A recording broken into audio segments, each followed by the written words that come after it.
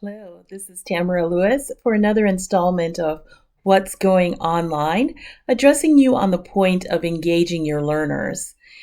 In the synchronous classroom, when we're talking with students through the video cam, it's often also a challenge to get the students to talk back to us as if they were in a face-to-face discussion.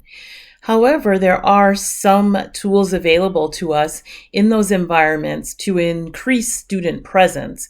For example, we can ask them to turn on their webcams, even if it's only for a short time.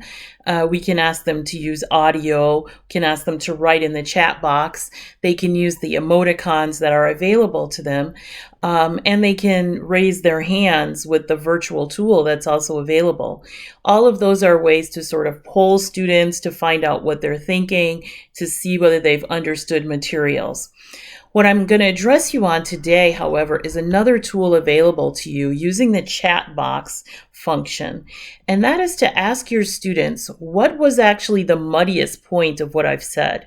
So you want to use this after you've been talking on a certain theme for a bit of time, and you want to check in for the understanding of the students at that moment. And what you can do is give them a minute to think, and then ask them to write down in the chat box what part of what you've said was unclear to them or was the most unclear to them.